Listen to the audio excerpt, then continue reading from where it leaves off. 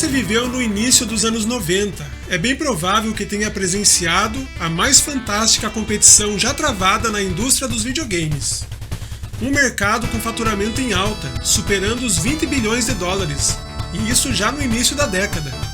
Novas desenvolvedoras de hardware, isto é, os sistemas de videogame, e de software, os jogos, queriam abocanhar parte dessa receita. Outras, já experientes, desejavam manter sua hegemonia e sua porção de lucros. Essa disputa pelo mercado de videogames passou de uma competição para uma verdadeira guerra, a guerra dos consoles. É assim que ficou conhecida a batalha entre Sega e Nintendo, na primeira metade dos anos 90. Mas como se desenrolou esse marcante episódio na história dos videogames? É isso que vamos ver. Apesar de existirem diversas outras produtoras de hardware e software no final dos anos 80, nenhuma delas desfrutava de tanto prestígio como as japonesas Sega e Nintendo. Para ser mais exato, a Sega até então não dispunha de grande influência nos consoles domésticos. Seu forte mesmo eram as máquinas e jogos para arcade, os fliperamas como são conhecidos por aqui. In America, Nintendo video games. How many of you own a Nintendo? A Nintendo, por outro lado, já estava bem consolidada em seu posto de rainha do mercado de videogames domésticos. E mesmo com toda a sua vantagem, a dona de Mario e Zelda viu, durante esse período, sua suposta soberania ser abalada em pouco tempo. Então, embarque na incrível história de disputa pelo mercado mundial de videogames. Vamos reviver alguns dos mais marcantes acontecimentos da indústria nesse período, que moldaram e ditaram o rumo dos acontecimentos até os dias atuais. O mercado de consoles de videogame teve seu início em 1972, como já vimos na série Linha do Tempo aqui no canal História dos Videogames, com o lançamento do primeiro console doméstico da história, o Magnavox Odyssey, desenvolvido por Henry Barr. À medida que mais fabricantes entram no mercado com novas ideias e tecnologias, os aparelhos começam a se juntar em torno do conceito que ficaria conhecido como geração. Cada geração de consoles seria agrupada de acordo com especificações técnicas semelhantes, e que ao mesmo tempo competiam entre si. Desde o ano de 1972, já houveram diversas gerações, 9 ao todo, com 2 a 3 fabricantes dominantes controlando o mercado. Por exemplo, na primeira geração de videogames domésticos, os mais proeminentes eram o Atari Pong e o Magnavox Odyssey. Já na segunda geração, o Atari VCS 2600 foi o sucesso da vez, estabelecendo padrão para o mercado do seu tempo. Na terceira geração, nenhum outro conseguiu nem ao menos se aproximar do sucesso do NES, ou Famicom, com o Master System em um segundo lugar muito distante. The Mario Brothers game cartridge is so hot it is impossible to find in stores. I've done 7 stores a day for 3 weeks now. I cannot find it. Can you do something like Kid Wants It? We were the video game industry. We can't underestimate the value of 60 million players. Nobody could conceive of how Nintendo with so many... Como acontece em qualquer outro mercado, os fabricantes de consoles de videogame retratam seus produtos destacando suas vantagens frente à sua concorrência, concentrando a atenção do público em tecnologias e recursos que seus rivais não possuem. Por exemplo, os fabricantes de consoles no final dos anos 1980 passaram a utilizar a capacidade de processamento de hardware como um dos fatores que diferenciavam uma geração da outra. A NEC, ao lançar seu sistema de quarta geração, o PC Engine ou TurboGrafx 16, durante o ano de 1987, fez questão de enfatizar que o console dispunha de arquitetura 16 bits, enquanto os consoles da terceira geração contavam com apenas 8 bits. Com isso, seu objetivo era convencer seu público que o produto era superior tecnicamente e melhor que os outros. Esse tipo de marketing agressivo, que focava em denegrir a imagem do hardware concorrente como pior ou inferior, levou jornalistas especializados a usar a expressão guerra ou batalha para definir a competição travada no mercado de então. Já em agosto de 1988, o produtor Tom Daglow utilizou o termo Guerra dos Cartuchos para descrever o momento da indústria dos videogames. Durante esse período, houveram também outras fortes marcas de tecnologia que buscaram se beneficiar do momento de crescimento da indústria dos videogames. No entanto, a disputa travada pelas gigantes Sega e Nintendo são o melhor e mais marcante exemplo de competição pelo domínio do mercado dos videogames. Ambas travaram uma acirrada disputa pelos consumidores de consoles e jogos eletrônicos, buscando lançar produtos que atrairiam a atenção do público, com um marketing agressivo e até mesmo denegrindo a imagem do concorrente. Quem saiu ganhando com isso? Certamente foram os consumidores que se beneficiaram com jogos e acessórios cada vez melhores apresentados por Sega, Nintendo e outras produtoras nos primeiros anos da década de 1990. Mas afinal, como a Nintendo conseguiu chegar ao seu posto de domínio no mercado de consoles de videogame domésticos? E como conseguiu se manter aí por tanto tempo?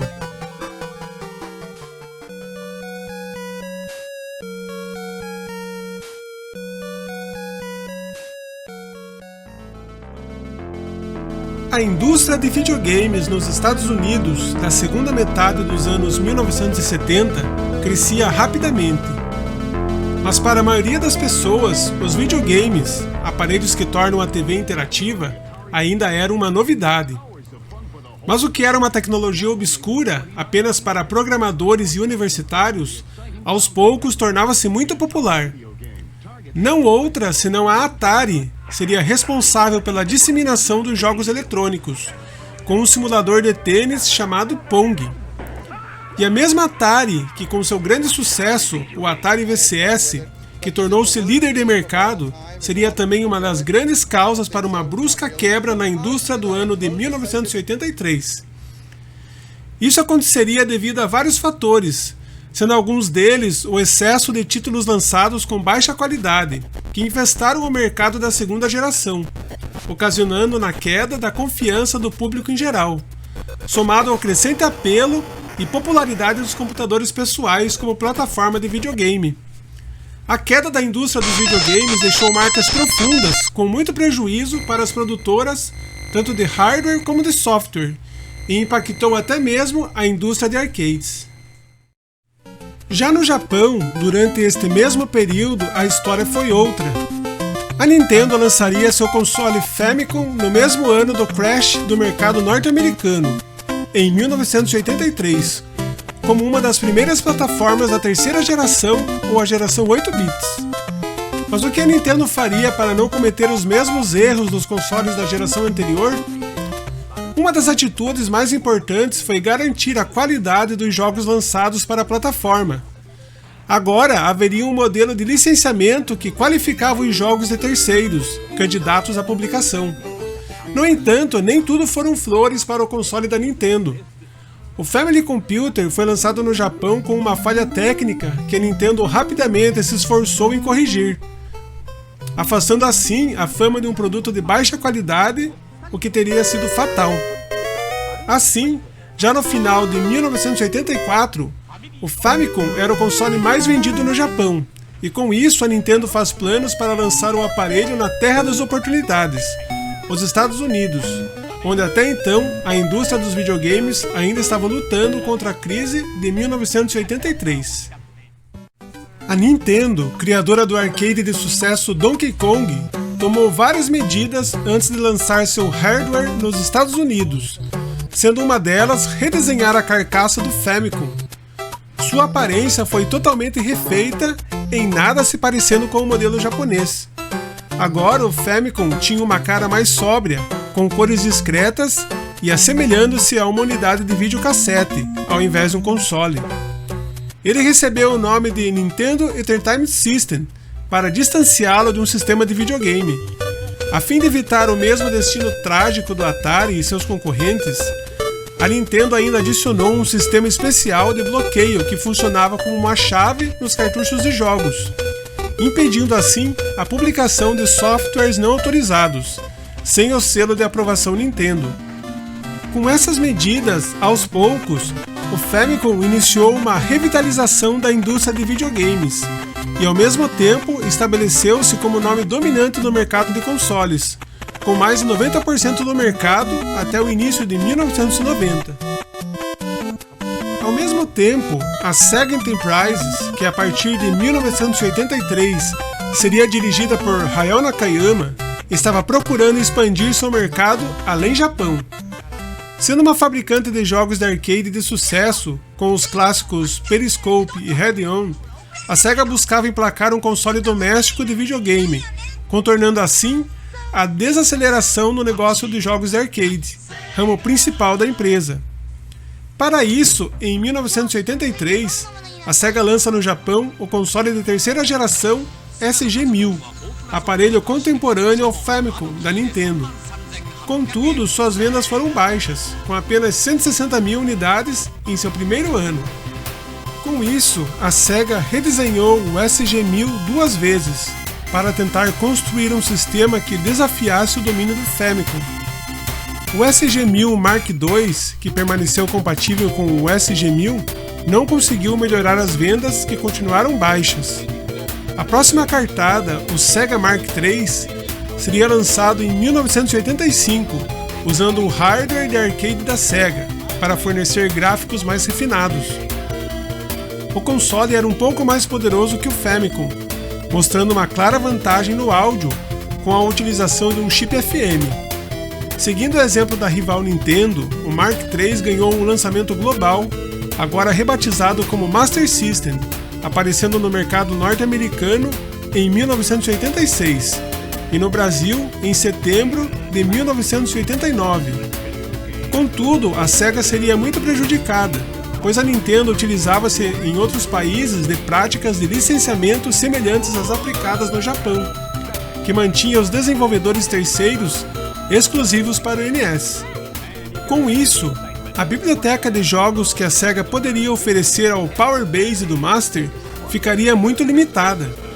Além disso, o distribuidor contratado pela Sega nos Estados Unidos, a empresa de brinquedos Tonka, optou por não localizar vários dos jogos japoneses que a Sega havia criado, o que limitou ainda mais a biblioteca de jogos que poderiam obter destaque no mercado americano. Apenas um total estimado de 2 milhões de sistemas foram vendidos, o que foi considerado um fracasso por Nakayama. No Brasil, o Master System foi lançado pela Tectoy, uma empresa brasileira de brinquedos e eletrônicos com sede em São Paulo. Com forte investimento em marketing e decisões acertadas, o Master se tornou um sucesso no Brasil, sendo comercializado até hoje pela Tectoy. Mas a disputa pelo mercado de consoles domésticos se acirrou mesmo na quarta geração de videogames. O que Hayao Nakayama faria para mudar o jogo para o lado da Sega? Quem seria escolhido para encarar a batalha contra a Nintendo?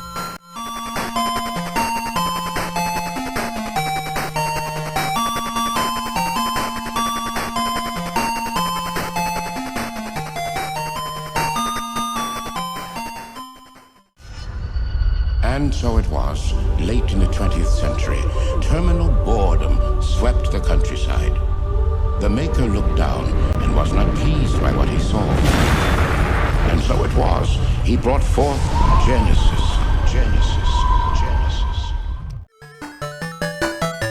Até a terceira geração de videogames, isto é, a geração 8 bits, nenhuma empresa do ramo acredita ter qualquer chance de desafiar a hegemonia do Famicom ou NES, o sistema da Nintendo.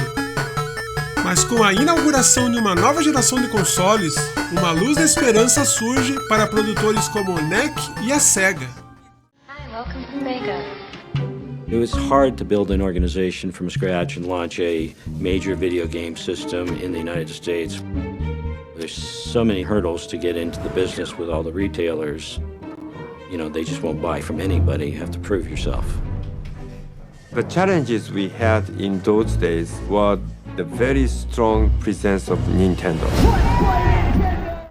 Com o desenvolvimento de uma nova plataforma, o Sega Mega Drive, console de quarta geração lançado em 29 de outubro de 1988 em território japonês, a Sega tenta fazer frente à Nintendo e seu Entertainment System.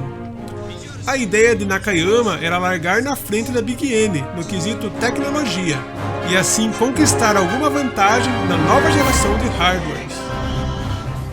A quarta geração de consoles de videogame foi iniciada pelo lançamento da NEC, com seu PC Engine, em 1987 no Japão.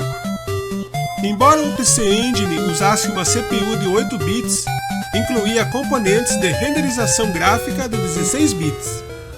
Assim, a NEC o comercializou com o forte apelo de um videogame de 16 bits de quarta geração, diferenciando-o do Famicom e do Master System. Quando a NEC trouxe o PC Engine para o restante do mundo, ele foi rebatizado como TurboGrafx 16, enfatizando sua capacidade de processamento. Embora a prática fosse considerada enganosa pelos concorrentes da NEC, o uso da designação de bit pegou e levou os fabricantes a concentrar sua publicidade exclusivamente no número de bits, em um sistema de console nas duas próximas gerações. Mas o que são os bits dos videogames? Primeiramente, vale lembrar que os consoles de videogame são, em sua essência, computadores.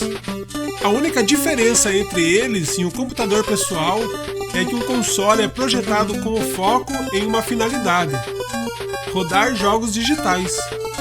E o que é um bit?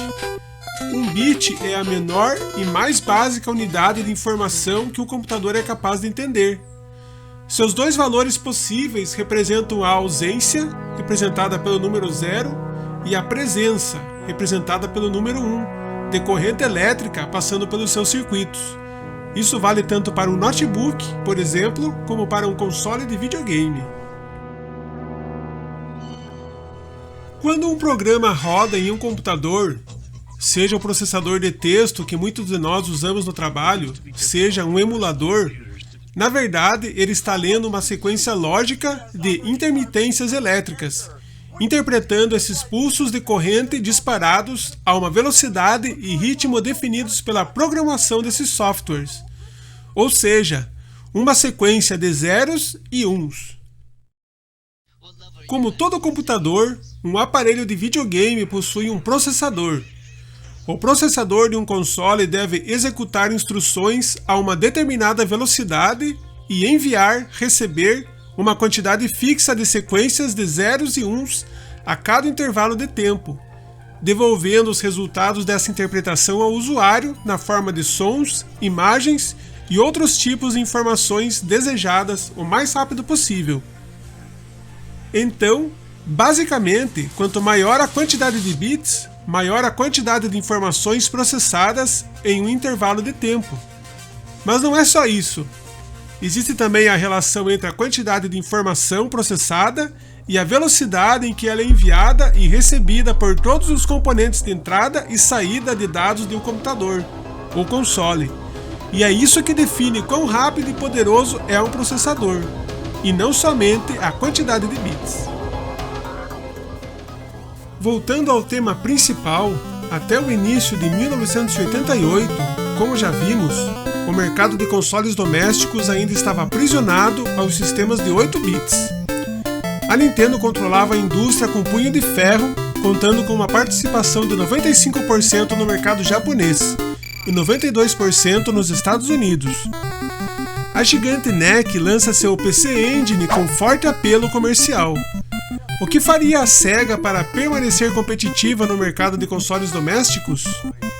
Para se manter na briga contra as duas empresas de eletrônicos, NEC e Nintendo, Masami Ishikawa e sua equipe decidem que precisavam incorporar um microprocessador de 16 bits em seu novo sistema para causar impacto no mercado.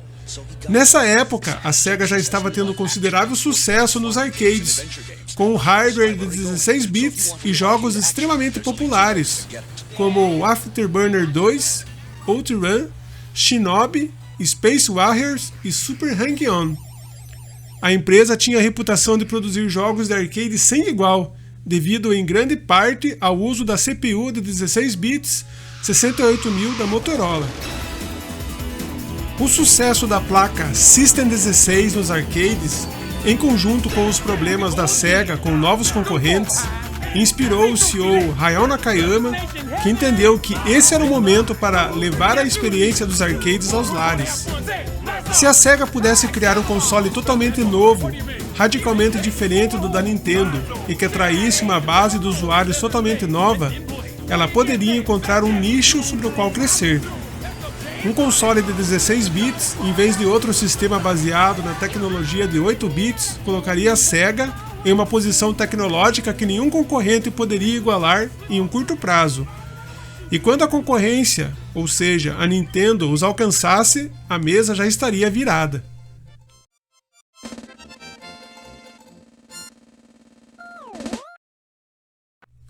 A Nintendo, por outro lado, já estava trabalhando em seu console de 16 bits, o sistema que seria conhecido posteriormente como Super Famicom no Japão e Super NES no resto do mundo. O CEO da Nintendo, Hiroshi Yamauchi, havia avisado que a empresa deveria estar pronta para tomar o mercado de 16 bits por volta de 1990. Entretanto, a Nintendo ainda recolhia lucros enormes com o NES, e parecia não haver urgência em projetar seu sucessor. Além disso, a Big N estava enfrentando problemas de desenvolvimento com seu novo sistema. Naquele momento, ele era pouco mais do que alguns protótipos funcionais, e algumas dificuldades começavam a aparecer. Como projetado originalmente, o sistema era caro demais para o consumidor médio e inviável economicamente para a Nintendo. Além disso, o líder do projeto, Masayuki Uemura, não conseguia atender à exigência de Yamauchi de que o novo console fosse retrocompatível com o NES. Esse recurso seria eventualmente abandonado. A essência do problema estava, é claro, na suíte de processamento de gráficos e som totalmente nova. Projetada como uma central multimídia, ela aumentou tanto os custos que a Nintendo decidiu deixá-la de lado, sob o risco de ficar para trás.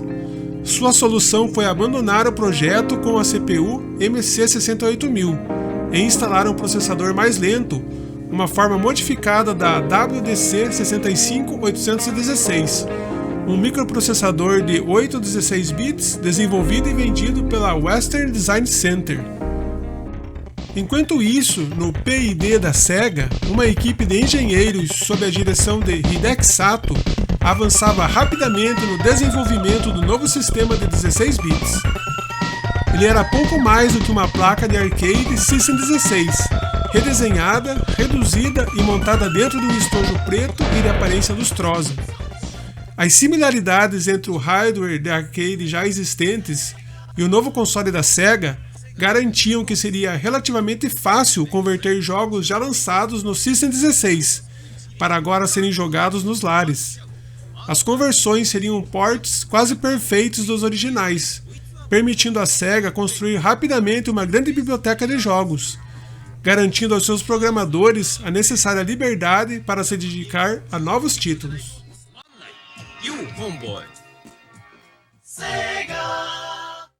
Tudo o que restava era dar ao novo sistema, chamado internamente de MK1601, um novo nome. Depois de muito debate, os executivos japoneses da Sega finalmente concordaram em adotar o nome Mega Drive. Visto que a maioria dos japoneses tem conhecimento básico da língua inglesa e palavras emprestadas do inglês são usadas frequentemente, a união entre a palavra Mega, já conhecida da campanha publicitária do Master System, e outra palavra inglesa, Drive, passaria a imagem mental de um poderoso e gigantesco motor funcionando. Assim, em outubro de 1988, era lançado no Japão o novo console da Sega Enterprises, o Mega Drive. Comparado com seus antecessores, o Mega Drive foi projetado para ter uma aparência mais madura e menos como um brinquedo, quesito no qual seu concorrente, o Family Computer, chamava muita atenção. A partir de agora, a Sega passaria a apelar a um público de jogadores mais velhos. O 16 bits foi estampado no case do console para enfatizar o recurso. Mas será que a estratégia da Sega seria bem sucedida? Como foi o início de carreira do recém-chegado console de nova geração no Japão e seu lançamento no mercado norte-americano? E será que o Mega Drive conseguiria desbancar o domínio da Nintendo?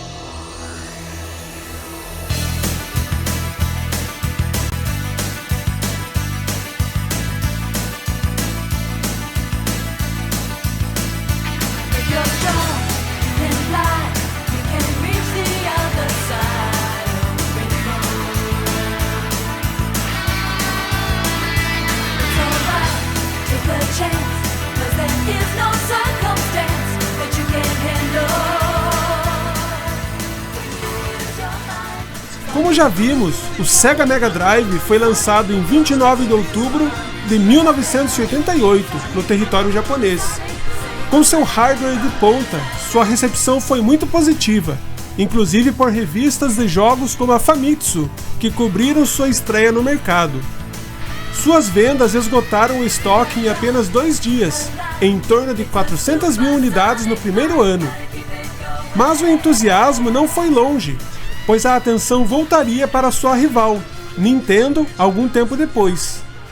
A chegada com uma grande expectativa de Super Mario Bros. 3 para o Famicom, apenas uma semana antes do lançamento do Mega, acabou por ofuscá-lo. Assim como no caso do Master System, a Sega também planejou um grande impulso para o Mega Drive nos Estados Unidos e outros países, com o objetivo de desafiar o domínio da Nintendo. No mercado norte-americano, o 16 bits chegaria com um novo nome, o Sega Genesis. Com resultados abaixo do esperado, a Sega of Japan estava insatisfeita com a maneira como a distribuidora de brinquedos Tonka lidava com o Master System. E então procurou um novo parceiro para comercializar seu novo sistema de 4ª geração. A japonesa buscou contatar a já experiente Atari Corporation, que na época era liderada por Jack Tramiel. Tramiel julgou o projeto para um console de 16 bits exageradamente caro e demonstrou seu interesse em permanecer no lançamento do computador Atari ST. Então, não restaria à Sega outra saída senão fazer uso de sua própria subsidiária, a Sega of America, para executar o lançamento do sistema no mercado estadunidense. Assim, em 14 de agosto de 1989, era lançado o mais novo console de 4ª geração, o Sega Genesis, empacotado com o porte do jogo de arcade Altered Beast. Um mês após o lançamento do Genesis, em outubro de 89, a Sega of Japan nomeia um novo CEO para sua subsidiária americana, o ex-presidente da Atari Entertainment Electronics, Michael Katz. O novo CEO da Sega of America teria a missão de implantar uma estratégia de marketing para garantir um impulso nacional ao Sega Genesis, tendo como meta aquilo que os japoneses chamavam de Ryukumandai. Isto é, a venda de 1 milhão de consoles de 16 bits em seu primeiro ano. Katz usou uma estratégia dupla para alcançar esse objetivo. A primeira era enfatizar as capacidades de arcade do Genesis, com jogos portados como Altered Beast, Outrun e Space Warrior, e fazer uma comparação com os já desfasados gráficos 8 bits do NES. Aqui entra o slogan que se fez ressoar na América: Genesis does what Nintendo don't, ou Genesis faz o que o Nintendo não faz.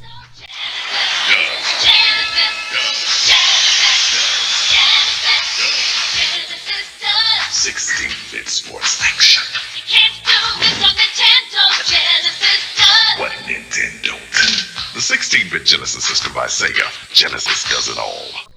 Katz também observou que a Nintendo ainda detinha a maioria dos direitos para portar jogos de arcade terceiros para o NES. Então, a segunda parte de sua estratégia foi trabalhar com a sede japonesa da Sega para pagar celebridades por seus direitos de nomenclatura para jogos. Alguns exemplos são Pat Riley Basketball, Arnold Palmer Golf, Joey Montana Football e Michael Jackson's Moonwalker. A maioria desses jogos foi desenvolvida por programadores japoneses da Sega, salvo Joey Montana Football, originalmente desenvolvido pela Mediagenic. A desenvolvedora havia começado um jogo de futebol americano que Katz queria marcar com o nome de Joey Montana. No entanto, o mesmo foi apenas parcialmente terminado devido a conflitos internos na Mediagenic. Por fim, coube à desenvolvedora Electronic Arts portar seu jogo Joe Madden Football e transformá-lo em Joey Montana Football. Esse caso gerou certo desgaste na sua gestão, e mesmo com as estratégias calculadas por Katz, as vendas americanas do Sega Genesis não foram como esperado. Havia insatisfação nos resultados alcançados por parte da Sega do Japão. Com vendas estimadas em cerca de 500 mil unidades, em 1990, as coisas só pareciam piorar para o lado da Sega. Em fevereiro do mesmo ano, a Nintendo lançava seu Super Mario Bros. 3, o que prejudicou ainda mais as vendas do sistema Genesis. O 8-bits da Nintendo pareceu não ser afetado pela entrada da Sega ou da NEC no mercado de consoles. Hayao Nakayama, então presidente da Sega of Japan, desejava que a empresa desenvolvesse um personagem mascote icônico e construísse um jogo em torno dele. Assim, pensava ele, temos uma chance de desafiar o mascote da Nintendo, Mario. Com o passar do tempo, os resultados insatisfatórios do ponto de vista de Nakayama fizeram crescer sua reprovação ao trabalho que vinha sendo feito. Até que por fim não restou outra saída senão buscar outro nome para substituir Cats. Mas quem seria a pessoa certa para os rumos da Sega of America? Qual seria a pessoa ideal para virar o jogo, que até o momento pendia em quase 90% para o lado da controladora Nintendo? A partir daqui, o CEO Hayao Nakayama inicia sua busca pela pessoa que julgava seria capaz de levar seu sistema a outro nível. Ele já ouvira falar de Tom Kalinske, empresário americano conhecido por ter realizado um ótimo trabalho para a Mattel e para sua concorrente, a Matchbox. Tom havia sido responsável algum tempo antes por reviver produtos famosos como a boneca Barbie e os carrinhos Hot Wheels, mas havia deixado a empresa por problemas internos. Após algumas tentativas de contato sem sucesso, Nakayama parte em busca de Kalinske. Depois do encontro, e ainda relutante, Tom aceita o convite para ir ao Japão e conhecer melhor a empresa. Mas é claro que Kalinske não tinha nenhuma experiência com os videogames, apenas conhecia por ouvir falar de sistemas como o Atari e Nintendo. Será que ele aceitaria o convite de dirigir uma empresa comandada por japoneses? Seria ele capaz de alcançar os números desejados por Nakayama e desafiar o controle da Nintendo? Vamos descobrir no próximo episódio de A História dos Videogames. Muito obrigado por assistir até o final e até o próximo.